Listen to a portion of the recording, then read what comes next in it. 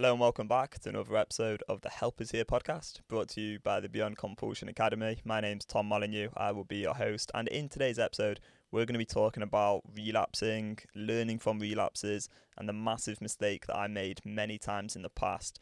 So here is what I used to advocate people do when they had a relapse. Our mindset is always changing and we're always learning from every single setback that we have. We're always learning from every single setback that we have.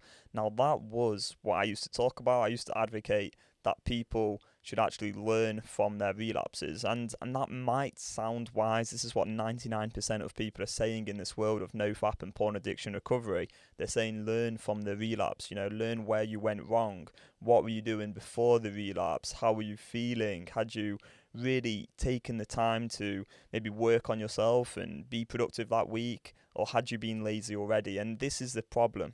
The problem with this attitude of learning from relapses is that the addicted part of the mind is going to create reasons to engage. So it's going to say the reason you engaged with porn is because maybe you were tired, you were stressed, you hadn't been productive enough, maybe you'd had an argument with a friend or your partner or whatever, right? There's always going to be a reason. Now, life itself is difficult. There's going to be external obstacles. There's going to be things going on in our life which are going to be challenging. There is going to be tough times in life. And if every time we have a tough time, we say, it's okay to kind of engage in this compulsive behaviour, we excuse and rationalise that we've engaged and looked at porn and done this thing that's actually really quite destroying our life.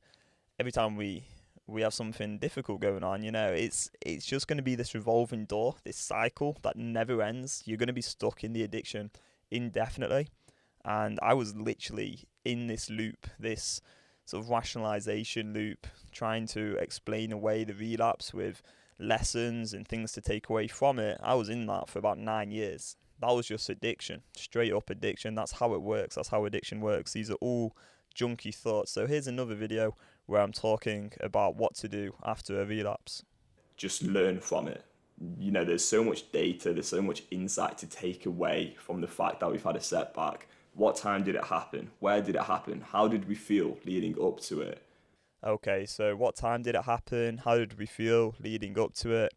Again, none of these things are actually relevant to choosing to engage. Like, none of that analysis is going to help you next time, because the only reason you're choosing to engage, it's not because of some external event. It's not because you're tired. It's not because something had happened that day. The only reason you're choosing to engage is because your mind is addicted right now. Like, that's just what's happened. It's not your fault. You didn't choose for this to happen. You live in a hypersexualized, crazy world where there's little education on addiction, and neural pathways have become addicted. Your mind has become involved in a psychological, emotional dependency on a mind, mood altering experience. This is what happened to me, right?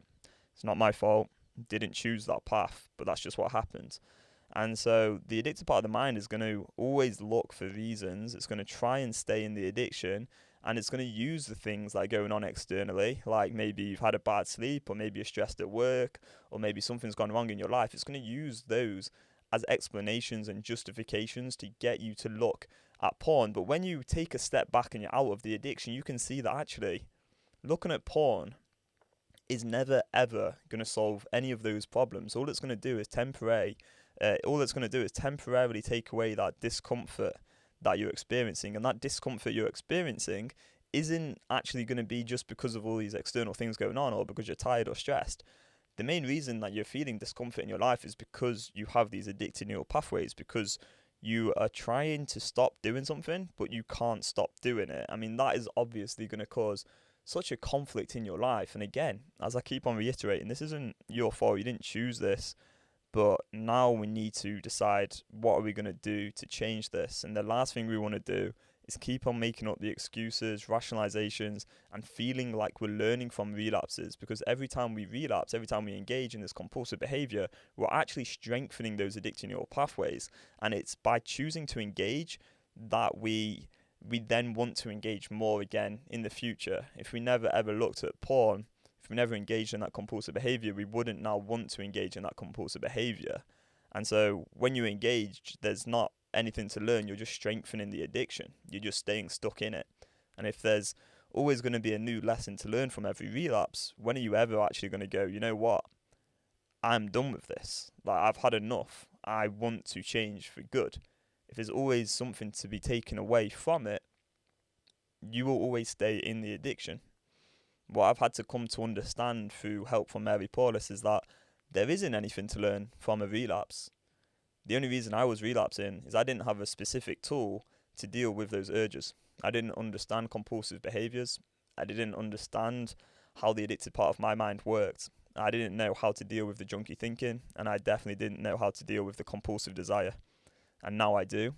And so anytime that compulsive desire comes up, I think through the choice. I use a very specific script to think through that choice and make my choice, and I am empowered to choose the right path, which is always going to be my option B, which is going to be a list of things like feeling energetic, excited, feeling confident, feeling proud of who I am. And I will never choose option A, which is a list of things which I really, really don't want in my life. Shame, anxiety, frustration, low confidence, low self-esteem, not living up to my potential, and just staying stuck in that addiction indefinitely. So hopefully this short podcast is useful. There's a lot of people out there on the internet and, podcasts, YouTube. Everyone out there really is trying to suggest that it's okay to stay in this addiction, that relapsing is okay, that it's part of the journey, that it's going to happen, that you just have to learn and get back to it. But when you really understand addiction and you realise that actually relapsing is what's keeping you stuck in the addiction because it's strengthening those addictive neural pathways and creating more desire, you realise that actually that isn't going to help. Having that thought pattern that relapses are okay is going to just keep you stuck in the addiction indefinitely, and nothing's ever going to change.